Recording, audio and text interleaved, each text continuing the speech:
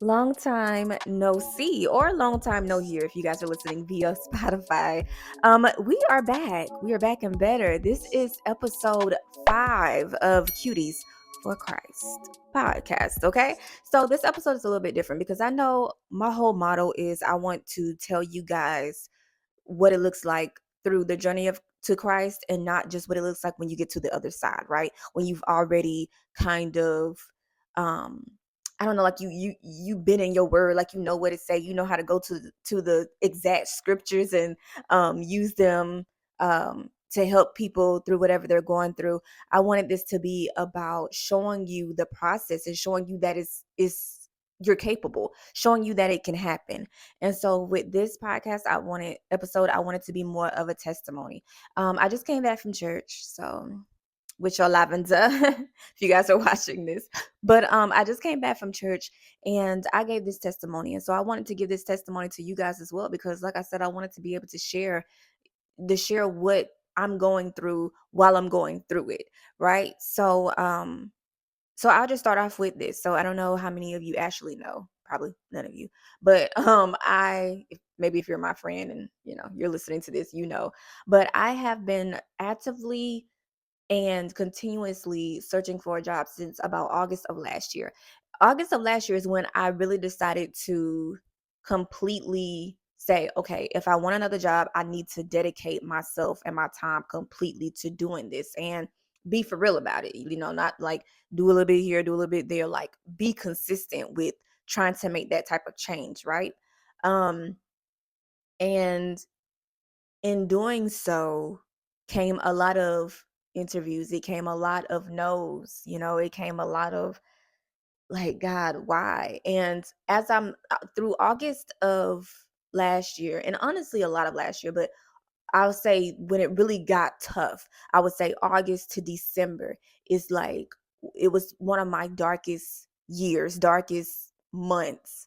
If the lighting is changing, it's because I'm sitting in front of the window in the sun, the clouds are changing. But it was one of my darkest times. And I tell people that all the time when I'm giving my testimony, because it's important to note that even though I was going through it and I was crying every night and I was, you know, I still kept going. I still had that faith. It was that little bit of faith that I had that was always like, just keep going, just keep going. Your life could change in an instant. Just keep going. It was, it was me making my algorithm relearn me. Show me positive things. I don't need to hear what's going on Shade Room, which I've stopped following Shade Room years ago, but I need to know what's going on in Shade Room. I don't need to. It was telling my friends, don't send me gossip. I don't want to. I don't want to see that. I don't want to see celebrity gossip. If it's not encouraging me, don't send it to me. And that took time. It took time to develop, but it helped. It really did help.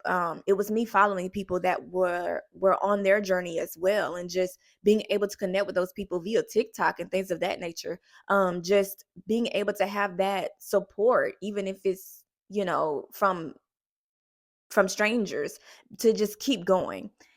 And so the end of last year is when I decided consciously that I was going to stop really just feeling bad, I guess, for myself, or just being in that, wallowing in that sorrow, and make a conscious decision to do better, to want better, to be happier, to be content, and to just keep going. And that's when I also decided that I was going to fully commit myself to Christ. And don't get me wrong, like I know a lot of people think, oh, you fully commit yourself to Christ, but you still going through stuff. And you'll get those unbelievers that are trying to tell you that all the time. But baby, it never gave that. Not in the Bible, it didn't. It never gave you what's gonna go through nothing. You still gonna go through it, right? But at least now you have the tools. You know that you have someone, God, by your side to keep going. And so through that process of me trying to find a job, I always would just pray. I would fast. I would do what I needed to do to get myself closer to God. And there came points where I just felt like I needed to just be alone. Like even friends that I've had for years, I was just like, I can't. I knew that mentally what I was going through, I needed to cope with that on my own. Because yes, I had friends that I could go to and I had friends that were trying to help me, but it was never enough. It was never enough because it was always something, because we as humankind, and my pastor went over this, we tend to give degrees on like sins, right? So we'd be like, oh, well, you just lied. That's not as bad as murdering somebody, but it's all the same. That's God does not put a degree or a level on your sins. It's all the same. And I'm saying that because it was just like, it's almost like my friends, like we put a degree on, oh, well, it's not that bad. Well, you all right. You know what I'm saying? It was that kind of energy I felt like I was getting from some of my friends. And I was just like, this ain't good enough for me. I like you throwing me, you know what I'm saying? And I knew that they meant well, but it was throwing me to the point where I said, I have to be alone. I need to be in this space by myself because yes, we should help each other, but you have to carry your own burdens. And I knew I needed to carry this burden by myself because I didn't want to put that on anybody else either. That was my whole thing too. Like I don't want to put this burden on anybody else. I need to get through this and I need to figure out how to get through it myself because my friends it wasn't enough. And so I decided to do that. And through this journey, fasting and just praying, doing my devotionals, getting up early and reading before work, just trying to put myself in a more positive headspace definitely helped. And it came to a point where I told myself this last job application I did, I said, or interview that I did, I said I wasn't going to do any more interviews because it was just a lot. It's a lot applying, interviewing, trying to make sure that you still have your other job because you might not get this one, different things of that nature. So I had to really um just like center myself and get ready for all of that. But I told myself that I wasn't going to apply to any more jobs after this and I was just going to take a break. Not that it was going to be forever, but I just needed a break. I just needed a mental state of decompressing to get me to the next level and start back again. So this interview that I did, it came probably like a month. I had applied a month prior, and then they finally reached out to me and wanted to do an initial phone interview. So honestly, when we was doing this initial phone interview, it was so hard for us to connect and like get a time where we could both be available. And I was like, God, is this for me? Like, I'm having such a hard time. I usually don't have this hard time. I usually just tell them this is when I'm available. And they're like, okay. And I'm like, okay. And we do it. And it is what it is. But I'm like, man, why is this so difficult? And so I finally remember, I was like, oh, I have this doctor's appointment. I can do it after the doctor's appointment. So I did it after the doctor's appointment. He told me I moved on to the next step. And when I did that and I had to do the writing prompt and everything, I ended up I ended up having to reschedule for the second interview. Again, I'm just like, man, I just don't know. Like, we're going back and forth. We're going back and forth. We're trying to figure it out. And we finally figure out something. I was going to take off a week from work, but they told me that I couldn't. So I ended up just taking off a day and I was able to get in that day. So I ended up doing the interview that day and she told me I made it to the third round and thank God. And so later on that evening in the day, my recruiter reached out to me and said, hey, we have another interview we want to set you up for. But we need like an hour and a half time slot. And I'm like, my lunch is only an hour. I don't get an hour and a half. What are you talking about? What am I going to do? Like I'm stressing, right? And he says, and he's throwing out these different suggestions. And I'm like, none of them are working. But he said, you know what? How about this? You can split them up.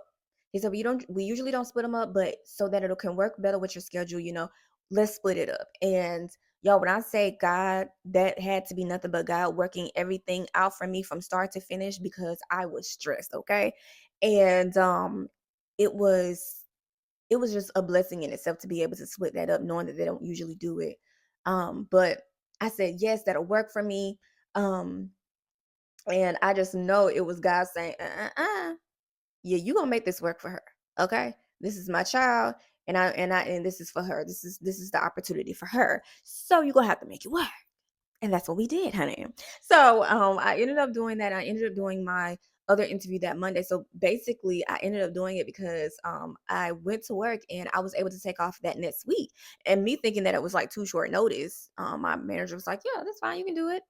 I'm like, God is working everything in my favor. He is working in my favor right now. Thank you, God. But I did that in that last interview that Monday, and I found out on that Thursday that I got the job. Amen, somebody, because when I tell you I was being so intentional, and you can go back and listen to my previous podcast, I was telling y'all that I was being intentional. I was trying to make sure that that this was something that I wanted, that this was something that was meant for me. And I honestly feel like that it was 100% meant for me.